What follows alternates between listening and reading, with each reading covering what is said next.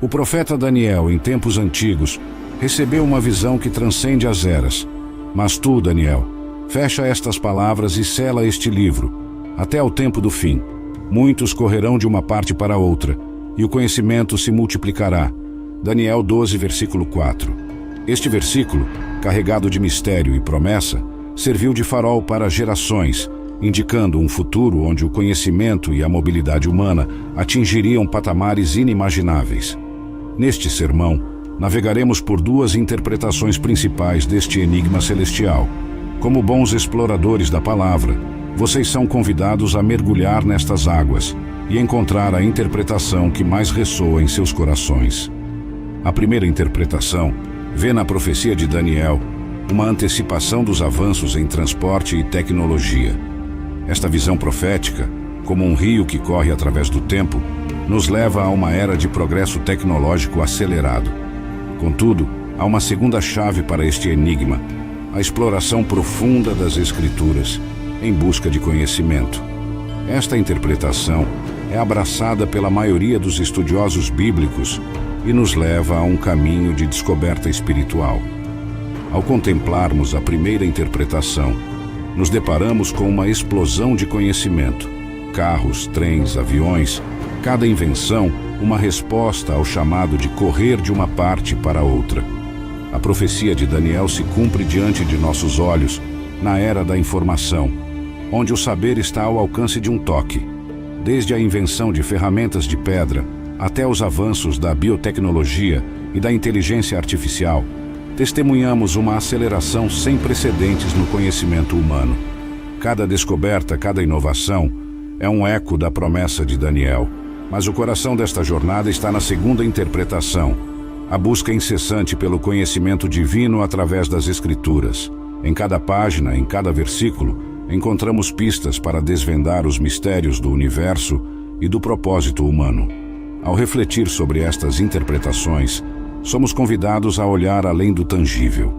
A verdadeira maravilha não reside apenas nas conquistas humanas, mas na forma como elas se entrelaçam com a sabedoria divina, revelando um plano maior para a humanidade.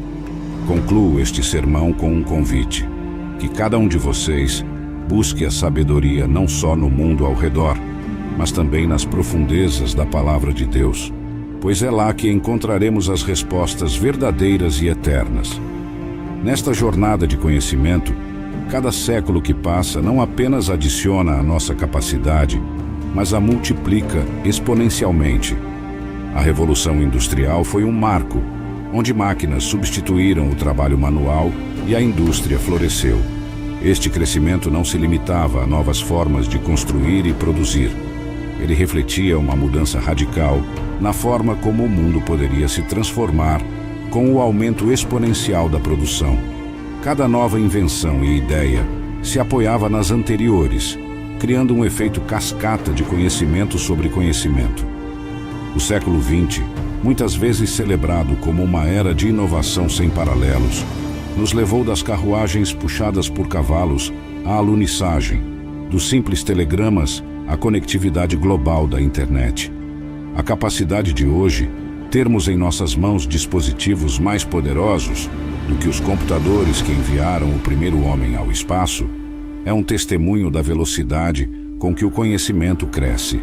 A segunda interpretação de Daniel 12, versículo 4, pinta uma imagem esclarecedora de introspecção espiritual. Sugere que a busca da humanidade não é apenas sobre atravessar reinos físicos ou acumular conhecimento mundano. É, em vez disso, uma imersão no coração da iluminação espiritual. Em especial, nos últimos dias, as pessoas se aprofundarão nas Escrituras, buscando o entendimento mais profundo e testemunhando um aumento fenomenal no conhecimento espiritual. Teólogos renomados e estudiosos bíblicos enfatizam que a frase "muitos correrão de uma parte para outra" e o conhecimento se multiplicará não se refere apenas à rapidez do transporte moderno ou ao avanço da educação mundana, mas sim a uma jornada íntima através da Palavra de Deus. À medida que os tempos do fim se aproximam, haverá um notável aumento no número de pessoas que se aprofundam nas Escrituras proféticas, buscando orientação clareza e discernimento. Nunca antes a humanidade demonstrou tal compreensão e apreciação da profecia bíblica como em nossa era contemporânea. A tecnologia avançada, referida na primeira interpretação, desempenha um papel instrumental nesta despertar espiritual. A revolução digital ampliou nossa capacidade de explorar e compreender as Escrituras. Hoje, a Bíblia está acessível em várias traduções, formatos e plataformas, sempre pronta para ser descoberta e internalizada. Enquanto a aceleração da tecnologia indubitavelmente impulsionou este renascimento espiritual, não podemos esquecer o papel fundamental do Espírito Santo. É Ele quem ilumina nossos corações e mentes, concedendo-nos sabedoria para discernir e internalizar os ensinamentos profundos das Escrituras. Pode surpreender, mas você e eu temos mais informações sobre Deus do que os apóstolos tinham. Paulo escreveu pelo menos 13 cartas do Novo Testamento, mas não chegou a ler o livro do Apocalipse. No entanto, hoje podemos abrir o Apocalipse e pesquisar as Escrituras. A Bíblia está ao nosso alcance, com milhares de comentários e centenas de versões disponíveis. Vivemos em uma era sem precedentes na história da humanidade. Cada verso da Bíblia está ao nosso alcance, meticulosamente dissecado e analisado por aqueles dedicados à leitura da Palavra de Deus. O conhecimento se multiplicará, disse o profeta Daniel, e como se multiplicou. Atualmente, podemos ouvir a Palavra de Deus até mesmo sob o chuveiro ou durante uma viagem de carro, absorvendo a sabedoria divina enquanto realizamos outras atividades. Se você é jovem na fé, saiba que em minha geração era preciso esperar até o próximo culto para aprender mais sobre a Bíblia. Hoje, temos acesso a diferentes pastores e seus ensinamentos na internet. As pessoas estão em busca de respostas, anseiam por conhecer mais sobre os eventos futuros, especialmente sobre o fim dos tempos. Somos abençoados por viver em um tempo em que podemos estudar e compreender a Palavra de Deus com maior clareza e profundidade. Temos acesso a recursos que nos permitem mergulhar mais fundo nas Escrituras, explorar passagens proféticas e obter um entendimento maior do plano divino para o mundo. No entanto, é crucial reconhecer que o avanço tecnológico é apenas uma ferramenta. O verdadeiro entendimento e interpretação da Palavra de Deus vem através do Espírito Santo. É Ele quem nos guia e nos oferece insight e compreensão que jamais poderíamos alcançar por conta própria. A Bíblia nos adverte sobre a presença do espírito do anticristo no mundo, como em 1 João 4, versículo 13, e 2 Tessalonicenses 2, versículo 7. A misteriosa iniquidade, que um dia culminará na chegada do anticristo, já está ativa no mundo, mas por enquanto está sendo contida. Observando as mudanças culturais dos últimos anos, parece que o restritor está sendo lentamente removido. As transformações culturais são profundas e rápidas, e assistimos a eventos que jamais imaginaríamos ocorrer. Recentemente, em um show de premiação musical, testemunhei uma performance que me fez refletir sobre 2 Tessalonicenses 2, versículo 7. Estamos, de fato, nos aproximando do precipício da misteriosa iniquidade. Vivemos em uma geração que, como nos tempos de Isaías, chama o mal de bem e o bem de mal. Isaías 5, versículo 20. Em uma era de contradições, vivemos como aqueles descritos por Isaías. Ai dos que ao mal chamam bem e ao bem mal, que fazem da escuridão luz e da luz escuridão, que põem o amargo por doce e o doce por amargo. Isaías 5, versículo 20. Assistimos a um mundo que inverte valores, preparando o terreno para a aceitação do homem do pecado. Em Apocalipse 13, versículos 16 a 18, é revelado que o segundo animal fez com que todos, pequenos e grandes, ricos e pobres, livres e escravos, recebessem uma marca na mão direita ou na testa, para que ninguém pudesse comprar ou vender, a não ser quem tivesse a marca. Este é um sinal da preparação do mundo para acolher o anticristo. A Bíblia nos adverte sobre os enganos do falso profeta e do anticristo, Apocalipse 13, versículo 14, que usarão sinais e maravilhas para desviar aqueles que habitam na terra. Estamos diante de um mundo que, cada vez mais, se distancia dos ensinamentos divinos e flerta com o mal, como se ele fosse algo a ser celebrado ou admirado. O mundo moderno, em sua obsessão com a cultura do entretenimento, muitas vezes glorifica o que é claramente condenado nas Escrituras. Vemos exemplos na música, no cinema, onde Satanás é retratado de forma glamourosa. Isso contradiz diretamente advertências bíblicas, como em Efésios 4, versículo 27. Não deem lugar ao diabo. E em Tiago 4, versículo 7. Resistam ao diabo, e ele fugirá de vocês. Muitos fecham seus ouvidos e corações à palavra de Deus. Se ignoram os claros avisos sobre Satanás, por que prestariam atenção aos alertas sobre o anticristo e sua marca? Vivemos em uma sociedade onde a verdade de Deus é frequentemente rejeitada ou distorcida. Contrariamente ao que muitos pensam, o diabo não reinará no inferno. Mateus 25, versículo 41, nos ensina que o fogo eterno foi preparado para o diabo e seus anjos. É um lugar de castigo, não de domínio.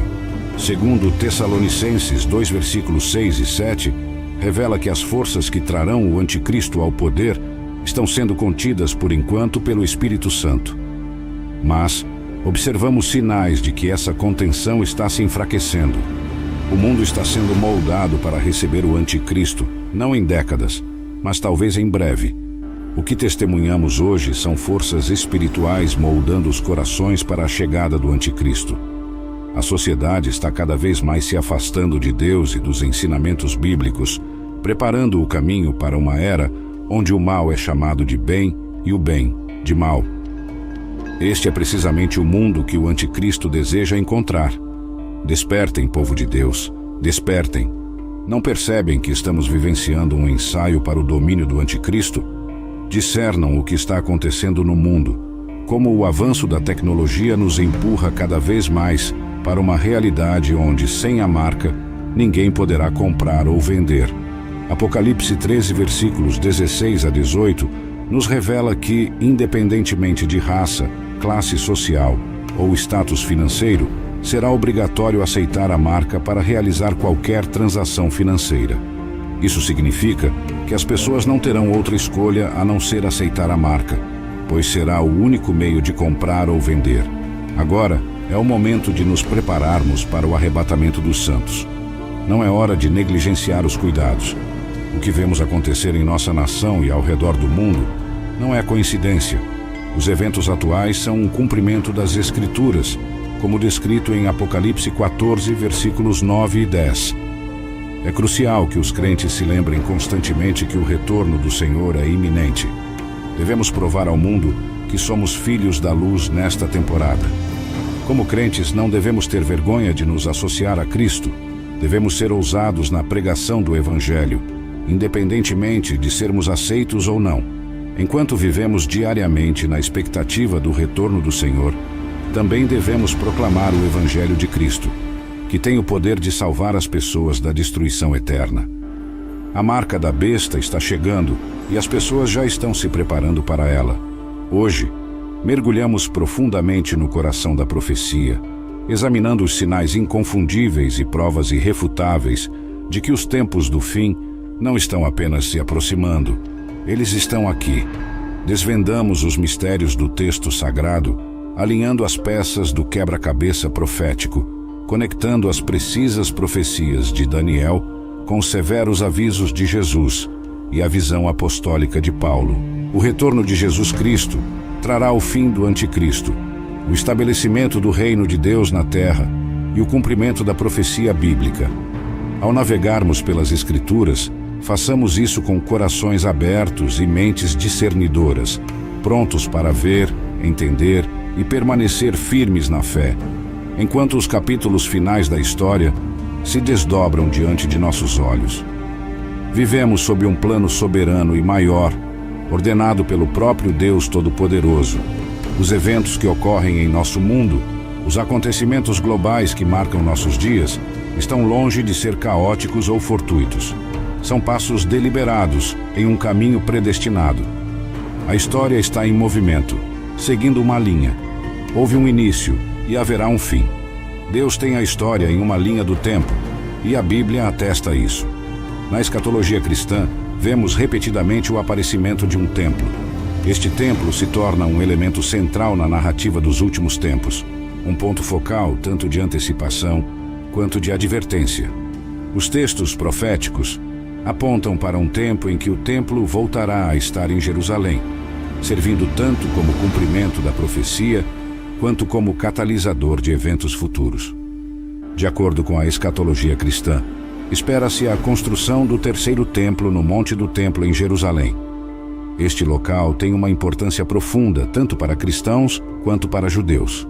Vamos focar nos eventos históricos que cercam o templo. O primeiro templo, o Templo de Salomão, e o segundo templo, o Templo de Zerubabel, expandido por Herodes. Jesus interagiu extensivamente com o segundo templo. Ele foi apresentado lá como um bebê, debatia com os eruditos aos 12 anos e purificou o templo 2 vezes durante seu ministério. As ações de Jesus no templo estavam carregadas de significado profético, apontando para a necessidade de renovação espiritual e pureza. E agora, as questões que coloco a vocês hoje são: os eventos que ocorrem no mundo estão nos conduzindo à construção do terceiro templo? A construção do terceiro templo é vista como um cumprimento direto da profecia bíblica, especialmente aquelas em Daniel 9, versículo 27 e Mateus 24, versículo 15, onde um lugar santo ou templo é mencionado no contexto dos eventos dos últimos tempos. Ele confirmará uma aliança com muitos por um setênio. Na metade do setênio, ele fará cessar o sacrifício e a oferta. No templo, ele instalará a abominação que causa desolação, até que o fim que está decretado seja derramado sobre ele. Daniel 9, versículo 27. Quando, pois, virem o abominável da desolação de que falou o profeta Daniel, no lugar santo. Mateus 24, versículo 15. A abominação da desolação, mencionada por Daniel, é uma advertência clara para os crentes e um sinal de alerta para os céticos. Em Mateus 24, versículo 15, Jesus reitera esta profecia, apontando para um evento futuro crítico. Quando a abominação se manifestar no templo, será um testemunho inegável do controle divino e da proximidade do reino de Deus na terra. A construção do terceiro templo é um sinal dos tempos, indicando que os últimos dias estão sobre nós e que o retorno de Cristo é iminente. Este templo é profetizado para ser profanado pelo anticristo, que se proclamará Deus, um ato de blasfêmia que marca um momento crucial no período da tribulação. Jesus, em Mateus 24, faz uma distinção clara entre eventos históricos passados e o cumprimento futuro da profecia, indicando que a verdadeira realização da visão de Daniel está à frente, no cronograma escatológico. Este ato blasfemo serve como um chamado de alerta para os crentes, lembrando-os de entender os tempos e se manterem firmes na fé. A ideia de construir um templo no cenário político atual parece quase inconcebível, dada a complexidade da diplomacia internacional, tensões regionais e diferenças religiosas. No entanto, a Bíblia é clara que um terceiro templo será construído, sinalizando que os tempos do fim estão próximos. Para os crentes e aqueles familiarizados com as escrituras proféticas, a construção do templo será uma confirmação da profecia bíblica e um lembrete solene dos julgamentos iminentes. O reinado do anticristo marcará um período de transformação profunda. Ele influenciará nações e líderes, consolidando o poder de maneiras surpreendentes. Graças a Deus, o arrebatamento da igreja terá ocorrido, um evento momentoso que ressoará em todo o reino espiritual. Eis que vos digo um mistério. Nem todos dormiremos, mas todos seremos transformados num momento, num abrir e fechar de olhos, ao som da última trombeta. 1 Coríntios 15, versículos 51 e 52. Em um momento, num piscar de olhos, ao último toque da trombeta, pois a trombeta soará e os mortos serão ressuscitados incorruptíveis, e nós seremos transformados. Esta promessa, encontrada em 1 Coríntios 15, versículos 51 e 52, é um farol de esperança, Ela se alinha com 1 Tessalonicenses 4, versículos 16 e 17, onde se afirma que o próprio Senhor descerá do céu com um comando poderoso, com a voz do arcanjo e com o chamado da trombeta de Deus, e os mortos em Cristo ressuscitarão primeiro. A primeira metade da tribulação será um período de agitação sem precedentes, com desastres naturais, desintegração social e desespero generalizado. No entanto, mesmo nestes tempos difíceis, Deus estenderá a mão para trazer as pessoas a Cristo. Esta não é apenas uma narrativa sobre ruína e retribuição. É uma verdade fundamental de que, mesmo nos momentos mais sombrios, a salvação permanece ao alcance. Nunca na história da humanidade algo como isso aconteceu.